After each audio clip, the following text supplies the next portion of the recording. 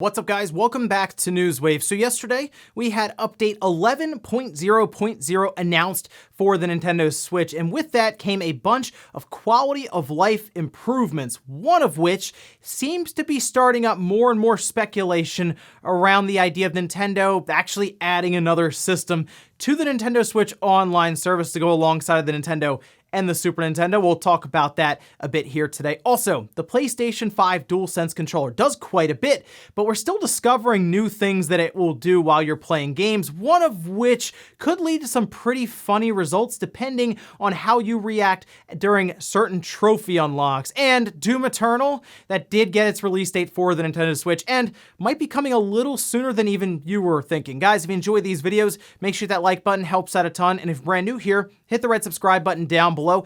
And we're going to start today with the PlayStation 5, specifically the PlayStation 5 fan that is inside of the system. And we've talked about this before. The PlayStation 5 is the size that it is mostly because of the cooling. There's a lot to accommodate in there with this massive heatsink and this big fan at the top and fairly large power supply at the bottom, all of which is designed to pull air all the way through it and then out of the back, but it all starts with the fan at the top. And turns out there are different fan variations inside of these PlayStation 5s that are just kind of, it's just luck of the draw, it seems, which one you get, but you actually might have a slight advantage depending on which fan you get. We can go over here to an image that was actually put up online showcasing some of the differences, which includes one fan that has about 17 blades from what I could see, and then another with 23 blades. Yeah, so the biggest thing here is the more blades that a fan has, the less it has to spin to move the same amount of air, which means it would then be quieter. In fact, this site did some testing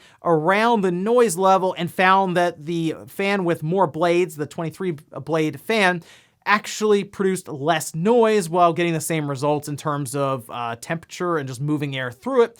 I don't think it's a big enough deal to where it's worth like seeking out a fan that has more blades for this system. It was a couple of decibels, and we've seen this before with the PlayStation 3 where we had like I believe a 15 blade fan and then a 19 blade fan, and we would change out for the 19 blade fan because they weren't expensive online and they actually would help out with what would turn into a jet engine at times for the PlayStation 3. But interesting to see that we're already right out of the gate getting different fans inside of the PlayStation 5 that could actually affect the noise level. Also, Sega's been rolling along with this 60th anniversary, and while their decisions have been strange at times, like the Game Gear Micro, it's sure, okay, Sega, but they have been doing some pretty cool things with like the overall history of Sega. And yesterday we had a first.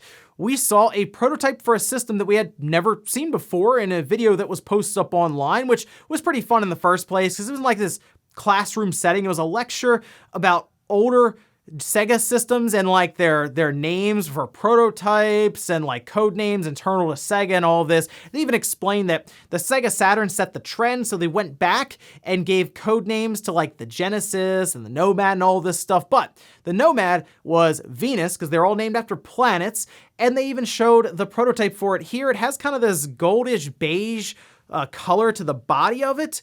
And that's the first time we've ever seen it, apparently, and they go on to talk about the history, and apparently they've been doing a test. So I guess after you go through this lecture, you can take a test, but it was fun to see this. It was a fairly long video, and I would check it out if you're curious about the history of Sega, their consoles, and the way that they even named them. Oh, and we did have reviews drop for Immortals Fenyx Rising. This was originally called Gods and Monsters, and then it got changed to Immortals Fenyx Rising, and people still weren't 100% sure on what it was. There was the demo run through Stadia. It's been a whole thing, but it is due out this week. I gave my thoughts on it, so check that video out if you want to see an extended look as to what I think of it so far as I'm playing through it. I actually enjoy it though. I think it's pretty fun, and it seems like an Assassin's Creed game where they let the team just go and do kind of what they wanted and not take it too seriously, but we can see the Metacritic score here currently sitting at an 82, with people praising the world itself and how fun it is to explore, while also saying things like the character models could use quite a bit of work, and I would agree on that one, and that some of the puzzles are a bit too easy at times. They basically have shrines from Breath of the Wild, but yeah, some of the puzzles aren't too bad. You just kind of look at it a few times, then just kind of roll through it. It's not too bad, but the game itself is pretty fun, and I do think it's worth a look, but check out my video for more information. And guys, with some of the quick news out of the way, let's get into the bigger stuff. We're going to start right away with the update 11.0.0 for the Nintendo Switch announced last night, and there was actually quite a bit here. It wasn't just like a stability update, which is cool. We do have new icons, right? You know, that seems to always happen every single time, but it wasn't just new icons. They have a pretty large list of changes and updates that they've done here, and you can actually check them out on their website, but we'll go down some of the bullet points here. Now, there is a Nintendo Switch Online icon that was added to the home menu. We'll be coming back to that one because that is seemingly stirring up quite a bit of speculation as to more systems being added. We do also have a feature that automatically downloads backed up save data that was in the save data cloud. A new trending feature is added to the user page. You have users can now transfer screenshots and videos from album to your smart devices. That's actually pretty cool. Could make it a bit easier to move around some of your saved screenshots or any of that if you just want to kind of put it on your phone. And then you also have a new copy to computer via USB connection feature that's added again to manage screenshots and videos. So a lot of focus for this one anyway, put on like the media and the ability to share your stuff. That's cool to see. And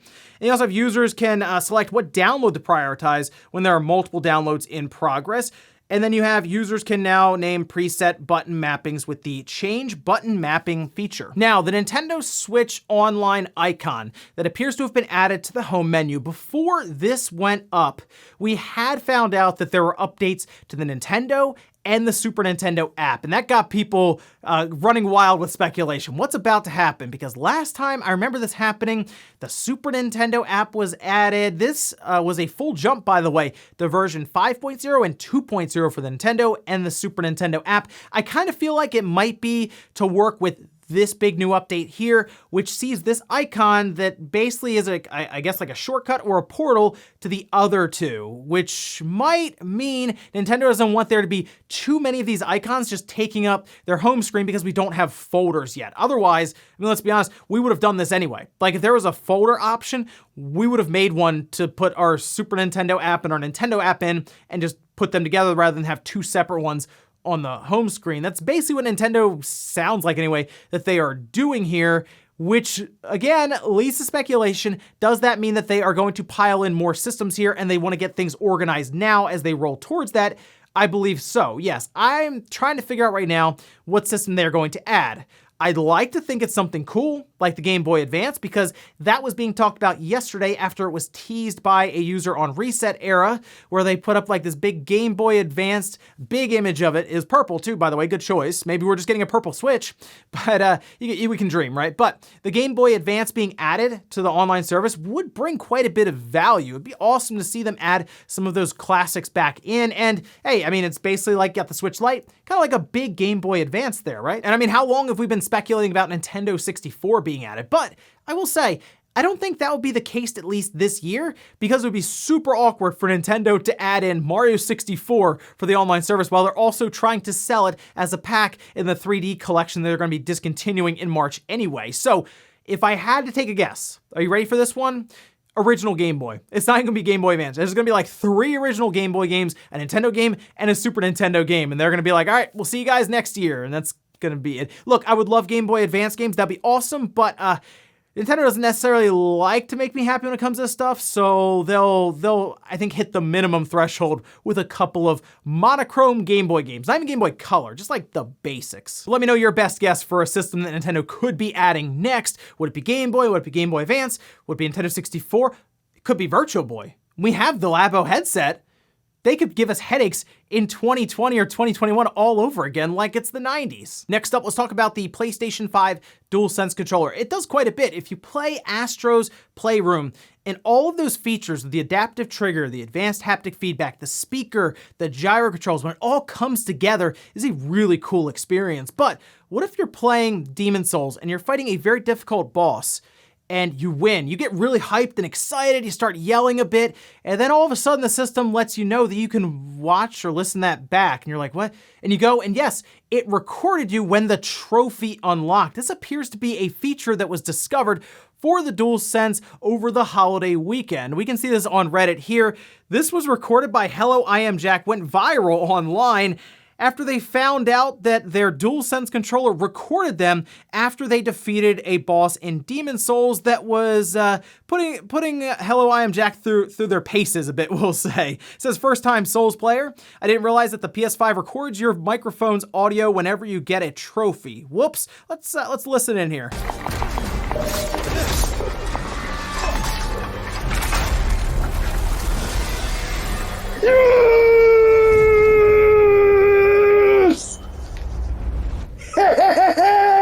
I mean, come on, which one of us hasn't had that moment playing Demon's Souls, beating a difficult boss that you've been stuck on for a while, right? Now, is this great for everyone? I'm sure there are people who aren't gonna be happy that the DualSense controller is just randomly recording them because there is a microphone just built into the controller. Even though the controller itself records fairly good audio, I know there are a lot of people that don't like that despite being on their cell phone all the time anyway.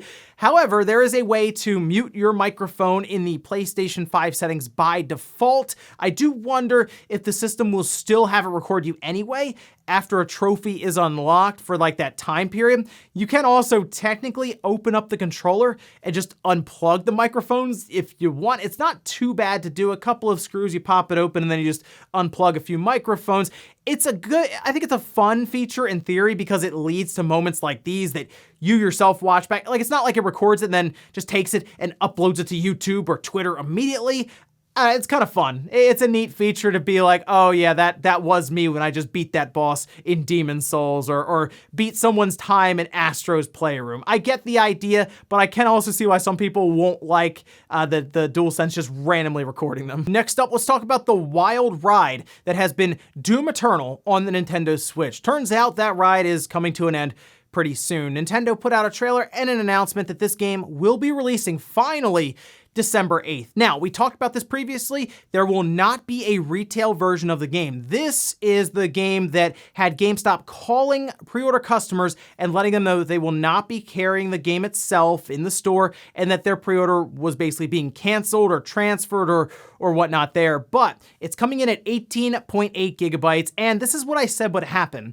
Because it's a digital release and they don't have to deal with retailers, they would most likely announce it and then release it like a week later, and that is exactly what they're doing here. I mean, it was revealed yesterday that it's coming out in a week, December 8th. And some of the stuff they showed, the screenshots, the video of it looked pretty good. I think that's the thing that I'm most interested in, to see how Panic Button has improved since Doom 2016 with Doom Eternal and getting it running on the Switch, because I believe Bethesda mostly ran support afterwards and added in some extra features like motion controls alongside of Panic Button. But this has been Panic Button working on this in the background for a while now, so we'll see what they came up here with Doom Eternal. And from what we've seen, it looks like they're going to talk about the DLC later on. This game's just been out for a while now, and it's on Game Pass, so I mean, if you have not played it yet, it's still a good game, I think, and it has the portability there for the Switch, so I get that. It's a tough sell now, definitely, compared to what it would have sold like in March. Yeah, now waiting all the way to December after it's on Game Pass and it's like $20 on Black Friday and Cyber Monday deals, yeah, it's kind of tough. And in our last bit of news, let's talk about an interesting situation that's taking place now in the UK when it comes to the Nintendo Switch dock itself. There was an email that was posted up on Reddit where a person was talking to Nintendo asking about the situation in the UK and why there are no Switch docks available. And this is what they had to say. Thanks for getting in contact with Nintendo. I'm really sorry, but we have discontinued the Nintendo Switch dock set in the UK. Therefore, our UK store will no longer stock this on our site. I apologize for the inconvenience this may have caused. All right, so people saw this and they said, well, Nintendo's discontinuing the dock. Does that mean that a new dock is coming? Does that mean that the Switch revision is going to use a new dock? Is that what this is pointing to? Probably not. And the reason I say that is because after I saw this go up, I thought it was strange because it's very easy to find a dock here in the US and most places. It seems like it's like the UK is like the big spot where these docks have like never been available, because I talked to some people based out of the UK and that's exactly what they're saying. Like, I've never even really seen a dock available. It's very difficult to find, and it's been that way since like the first year of the Switch. No one really knows why. Apparently Nintendo, I'm sure, does, but I don't think this is pointing to much, to be honest. Now, look, the next Switch, the revision or whatever is being rumored still, that could use a different dock. Absolutely. In fact, I think Nintendo should release another dock and at least include Ethernet on the back of it. They have, I don't think, ever done that unless you buy an attachment for your system. That's one thing they should do, have a LAN port on the Switch dock itself. But otherwise, this is kind of like an isolated case from what I can see, because it's still available on their main website for like the $90, which is, that's still up there. Yes, I liked when I saw them on sale at one point for like $30. I grabbed one and that's all I've needed since then. But as of now, I wouldn't read too much into this other than it just being an isolated case in the UK for Switch dock availability. Nintendo, for whatever reason, isn't going to be selling them there anymore. And we'll finish up with the comment of the day as you're seeing here. This is from Tun saying, imagine you buy a banned console from eBay. And this was something we dealt with a lot. Not like for like eBay necessarily, which trust me, I'm sure people buy banned consoles off eBay all the time since there's not a massive check necessarily to sell it. It's just the customer who bought it from you could try to send it back and complain to eBay and PayPal and then get their money back. But when it came to trading in systems, that is where the problem would come in. We would get these systems that would come in, and if you didn't check to make sure they could sign online, you might get stuck with it. And then it was like, what do you do with a banned system? We couldn't sell it.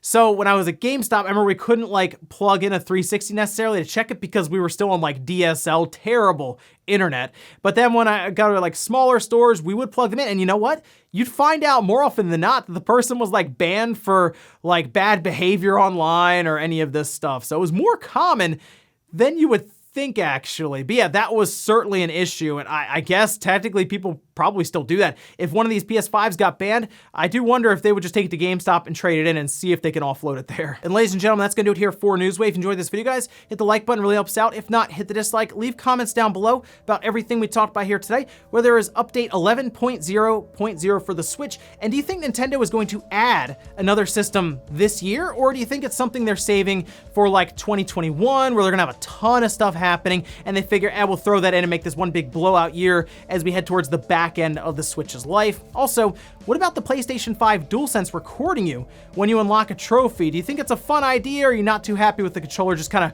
randomly recording you? And then, are you going to grab Doom Eternal on the Switch when it comes out in a week, or have you already played it somewhere else by now? Thanks guys for watching, and I'll see you next time.